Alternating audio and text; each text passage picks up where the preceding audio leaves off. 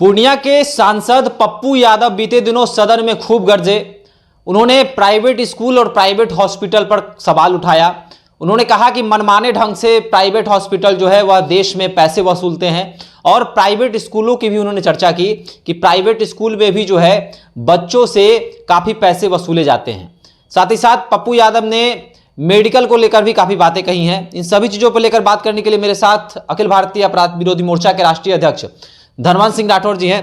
धर्मन जी, Pappu Yadav medical माफियाओं के खिलाफ तो आवाज उठाते ही हैं, अब उन्होंने प्राइवेट हॉस्पिटल, प्राइवेट स्कूलों पर भी सवाल खड़ा कर दिया है। कैसे देखते हैं उनके इस बयान को?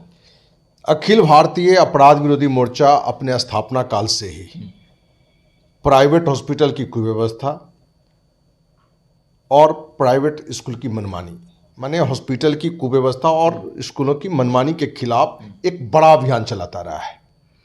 और इन दोनों मुद्दों पर सांसद पप्पू यादव ने लोकसभा में आवाज़ उठाया, कड़ा आवाज़ उठाया।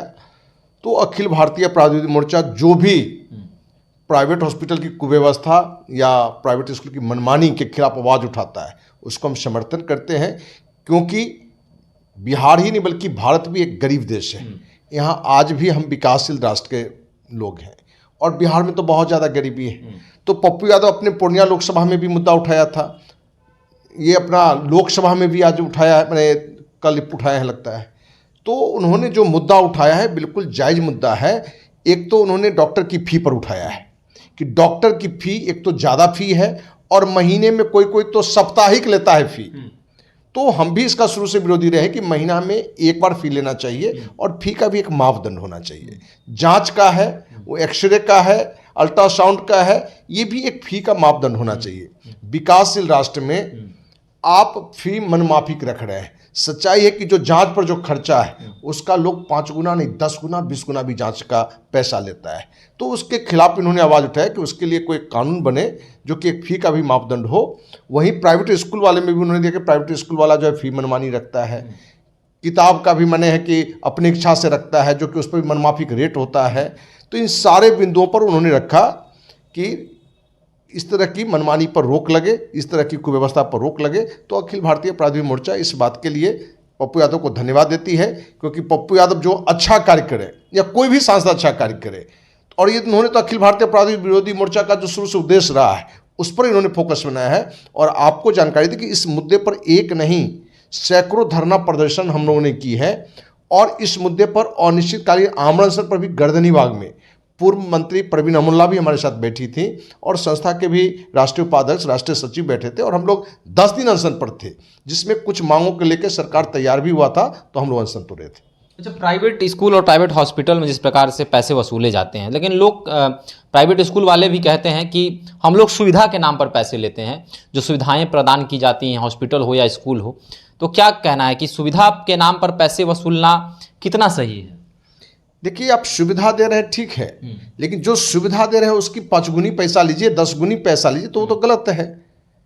और सरकार के लिए भी मैंने ये शर्म की बात है कि क्या सरकारी हॉस्पिटल को हम सुंदर नहीं बना सकते हैं, सरकारी स्कूल की व्यवस्था अच्छी नहीं कर सकते हैं, तो सरकार उसमें सुधार करे।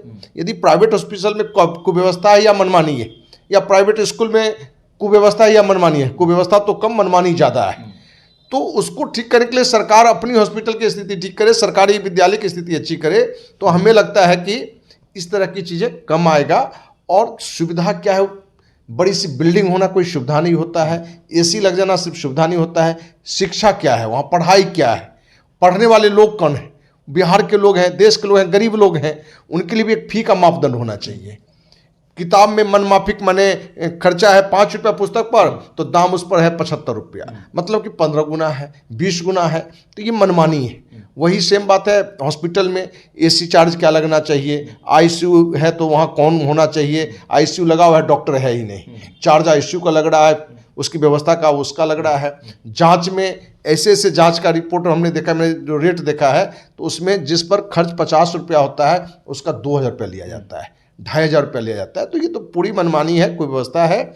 और जो डॉक्टर की फ़ी है महीने में एक बार लें और उसकी भी एक सीमा हो, वो भी गवर्नमेंट को तय करनी चाहिए। लेकिन अफसोस है कि गवर्नमेंट भी डॉक्टरों की IMA, इंडियन मेडिकल एसोसिएशन, जो कि एक मजबूत संस्था है, और दबाव बना देता है। सरकार क्यों झुकती है ये खुद हमको समझ में नहीं आ रहा है, क्योंकि आप सरकार कोई भी हो, किसी पार्टी की हो, किसी की सरकार हो, वो तो जनहित में काम करती है, जनता के लिए सोचती है। तो जनता के लिए प्राइवेट हॉस्पिटल या प्राइवेट स्कूल पर एक मापदंड बनना ही चाहिए। चलिए, तो अब संसद में भी जो है ये आवाज़ उठने लगा है कि प्राइवेट हॉस्पिटल वाले जो हैं वो मनमाने ढंग से पैसों की उगाही करते हैं।